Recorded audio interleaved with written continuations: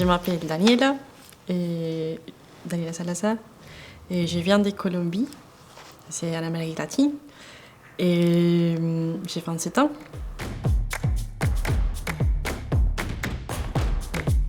En Colombie, j'ai travaillé en tant qu'ingénieur de l'environnement, et là-bas, après finir mes études, c'était tellement difficile de trouver un travail. Et après, j'ai travaillé pendant 3 ans dans un bureau d'ingénieur, mais en faisant la même tâche pendant 3 ans. Et pour moi, c'était vraiment difficile. Je pense qu'en Colombie, on ne sait pas à quoi ça sert l'ingénierie de l'environnement. Alors, il n'y a pas beaucoup de travail. Et alors, j'ai pensé qu'une solution peut être partir à l'étranger pour trouver une nouvelle voie de vie. Et bon, la France était comme la première option parce que je parlais le français un petit peu.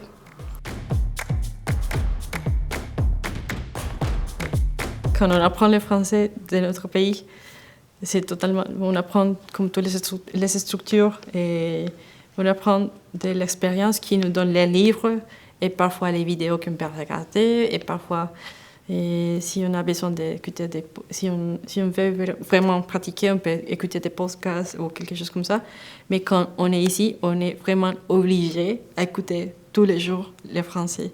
Même si on ne comprend rien, on se rend compte que le cerveau a un processus différent quand on est toujours en écoutant le français.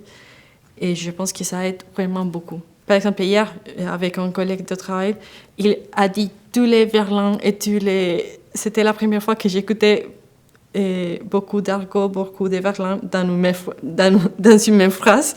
Et c'était comme, OK, ça arrive. Et on ne trouve pas ça très souvent dans des vidéos ou dans les émissions de télé ou dans les exercices d'écoute d'audio. Parce que les groupes sont petits et alors on peut partager beaucoup avec les professeurs et on peut en profiter beaucoup. Chaque semaine, je peux arriver avec des doutes et des choses que j'ai regardées à la télé ou que j'écoutais dans les trams et la professeure est toujours prête pour m'expliquer. Et j'arrive toujours avec « Oh, j'ai écouté ça dans les podcasts et je ne comprends pas qu'est-ce que c'est ça ». Et la professeure m'aide beaucoup. Je pense que même s'il y a une distance entre professeurs et étudiants, et les professeurs sont toujours prêts pour nous expliquer. Et comme aussi, je ne sais pas si c'est dans tous les centres de langue, mais aussi je sens que les gens sont plus ouverts à la multiculturalité ou à plusieurs cultures et on se sent vraiment accueillis.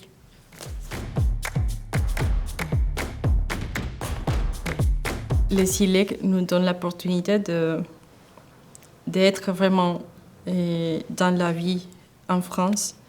Et je pense que notre professeur a essayé de nous donner des outils dont on avait besoin pour nous aider à nous intégrer plus facilement dans la vie française. Et aussi pour moi, on a des modules 2 par semaine. Et pour moi, l'interculturel, j'aime bien les modules interculturels parce que j'ai appris beaucoup. Et on parle aussi de tous ces chocs,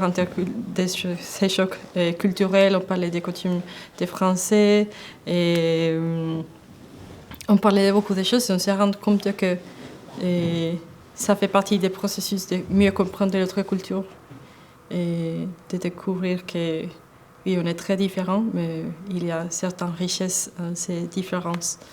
Et moi, j'aime bien ça. La culture des vins et du fromage. Je pensais que c'était seulement comme, OK, on est habitué à manger ça, mais je trouve que les Français sont très fiers de ça, de la culture du vin et la culture du fromage. Je pensais que c'était seulement comme, oh, j'aime le fromage, mais c'est vraiment important.